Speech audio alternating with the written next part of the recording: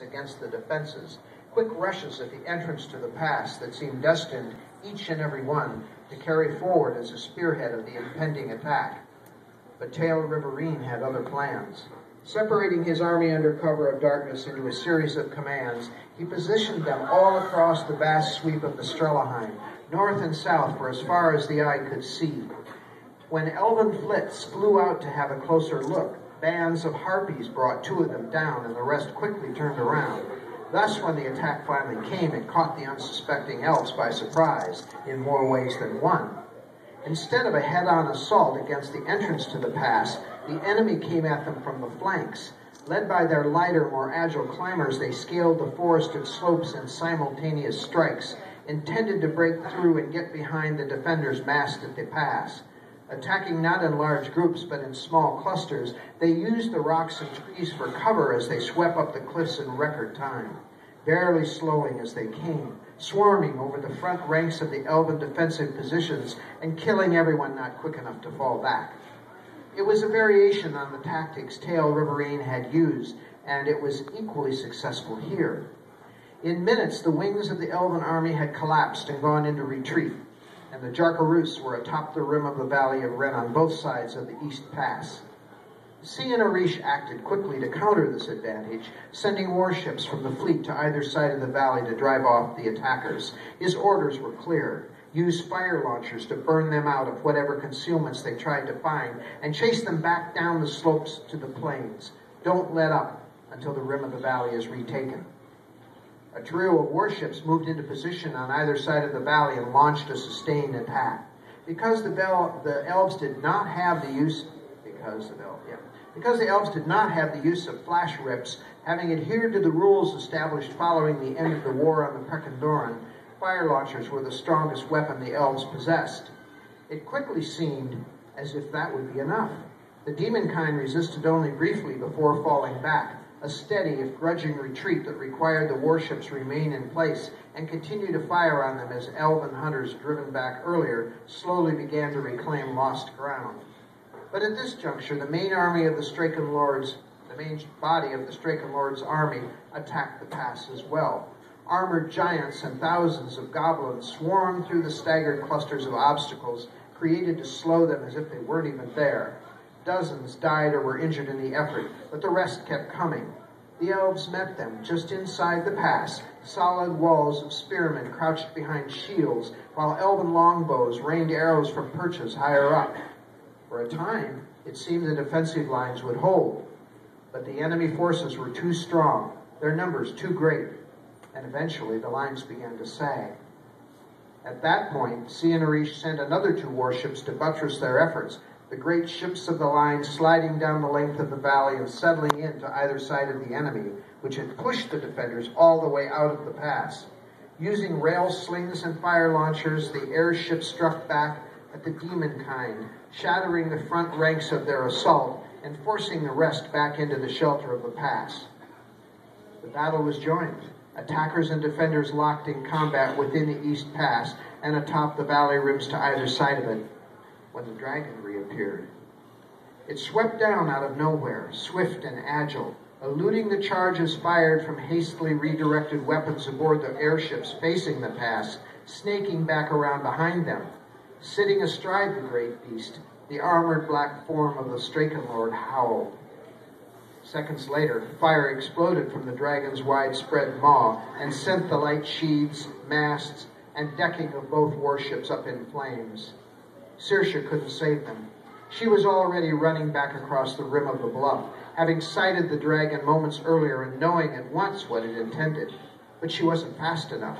She got there just after the ships went crashing earthward, decks and light sheaths of fire, the elves who were still able to do so sliding down or leaping over the sides before they were consumed. Without pausing to consider whether it was wise or reasonable or even sane to do so, she attacked. Sweeping aside her black robe, she extended her tattooed arms, assumed her battle stance, and sent lines of magic hammering into the huge beast. Because it wasn't looking at her, it wasn't prepared. Confident that the worst of its enemies had been disabled, it was hovering mid-air, waiting for the ships defending the flanks of the elven army along the valley rim to turn towards it. But Saoirse got to it first, and her blows knocked it sideways with such force that the Straken Lord almost lost his seat, and for a moment it appeared the dragon would go down.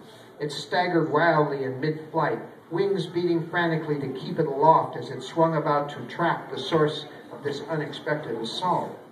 It spotted the druid, the residue of her magic rising like steam into the air, and banking sharply to avoid another strike, it began to climb skyward to mount a counterattack. Everyone surrounding Saoirse had gone to ground, leaving her alone and exposed atop the valley rim. Even Sia and Arish had dropped away, although she hadn't seen him go. But that was the way she preferred it. No one could help her now in any case. She would have to face what was coming alone. She didn't have to wait long. Screaming in fury, the dragon dropped towards her like a great stone, banking sharply as it did so to confuse her.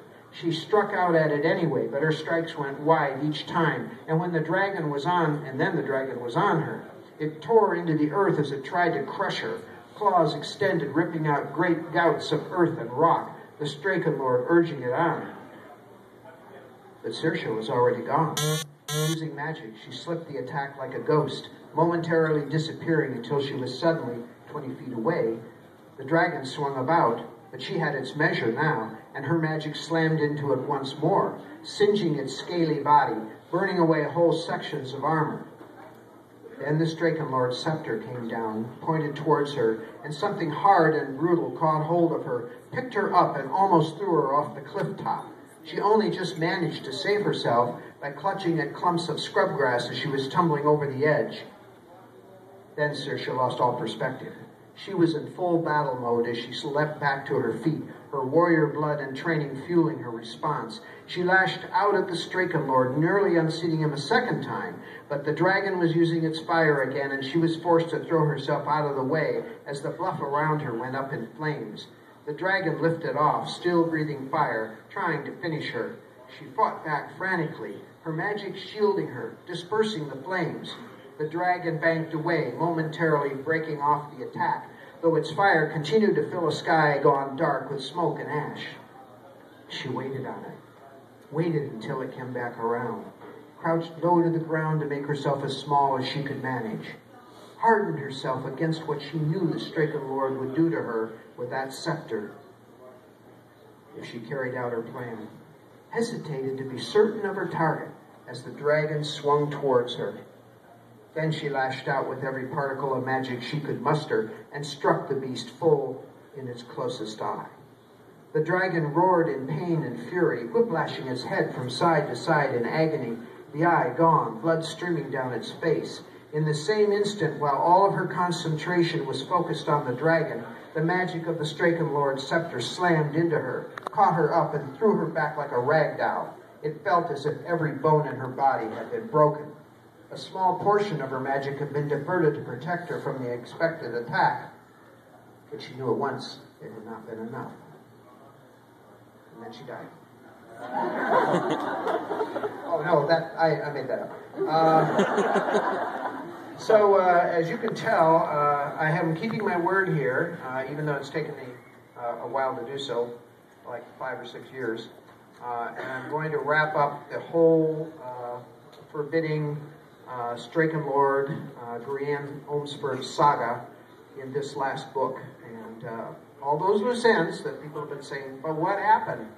All right, you're going to find out what happened. And then I don't want to hear about it again. Okay. I hope you don't mind me reading these battle scenes. I kind of like reading the battle scenes. If it's a conversation, it's sort of, well, ho-hum, back, on and on and on. This way, I just feel like, I'm getting somewhere. And there's a lot of movement. And, if it's a really good scene, maybe someone will die. And I'll be so happy. So that's all I have to. Is that everything I have to say? Maybe it is. Maybe I'll think of something else that I forgot. Oh, no, there is more. Yeah, I'm sorry. Cemetery Press. Cemetery Press, a small independent specialty press, is doing a release of special editions of Word and Void. And I believe those are coming out next spring, so keep an eye on the website. We'll put something up about it when we know what the publication date is. But if you've been looking for something, and I think it's illustrated too, as a matter of fact, you know, they do those more complex forms. So that's the next thing that'll be coming out in I think the coming year. So that I know about at this moment anyway. So there you go. All right. So now questions. Questions. Anybody got a question? Nobody has a question? I really have answered all these questions over the years, right? Yeah. Yes, sir. When's the next find over? Okay. Yeah.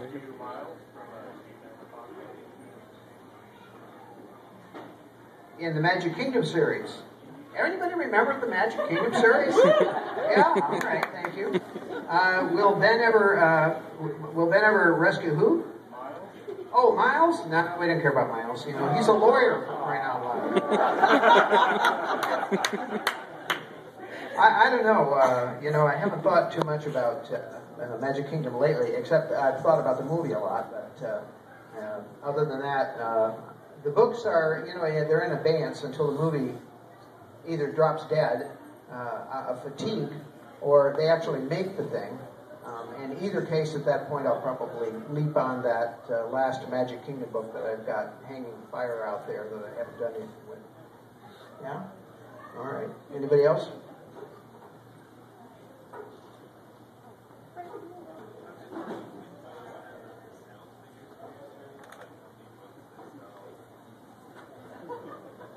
He wants to know how much money I made. No, he wants to know how many books I've published. Well, you know, it's a moving target.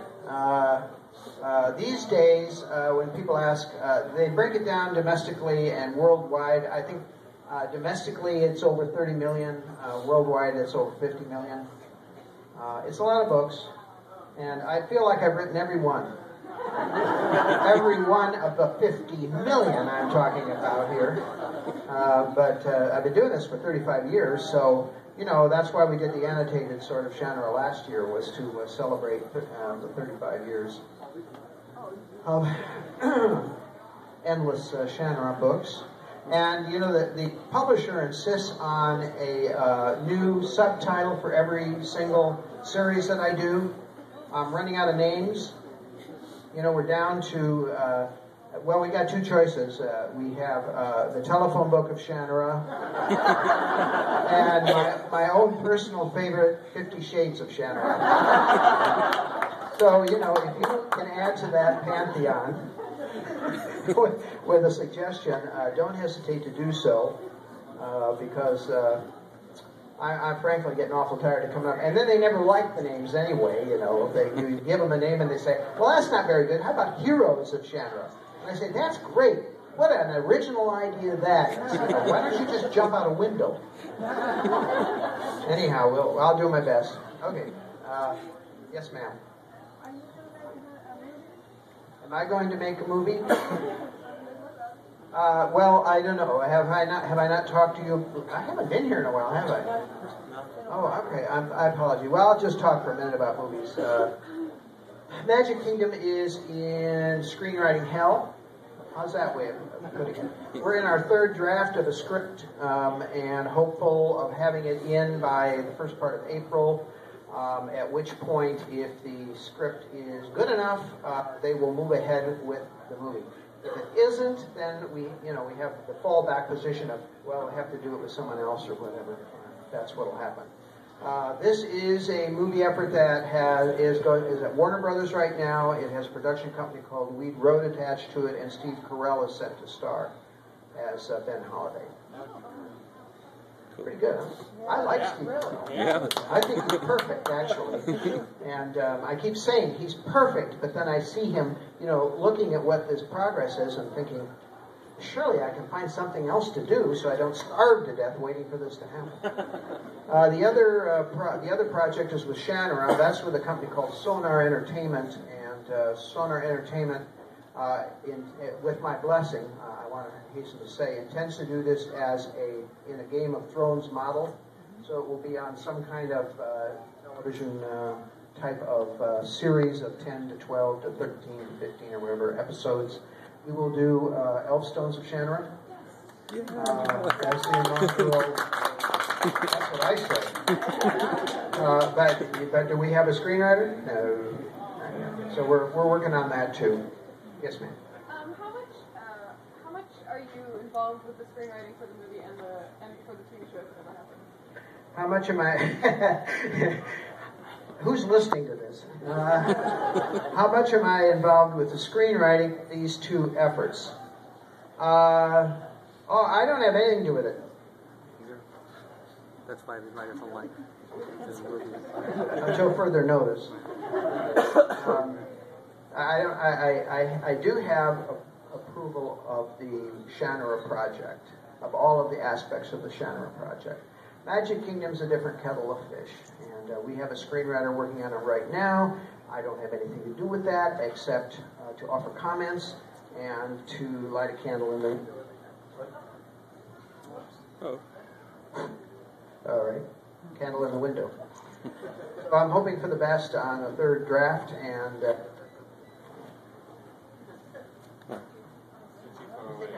maybe that's it. All right, so, this, I can't be Oprah, it turns out.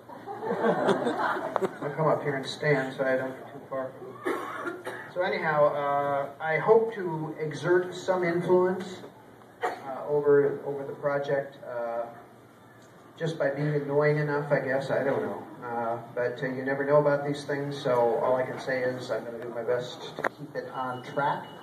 And so far, actually, everybody has been very supportive of that happening amongst the people who actually can do something about it. So that may be an indicator. At least I'm hopeful it's an indicator. Okay, that's probably enough because, there's a lot of people, and I know you want to get your book signed and be home before midnight, if at all possible. So I'll just tell you, I appreciate your support, as always.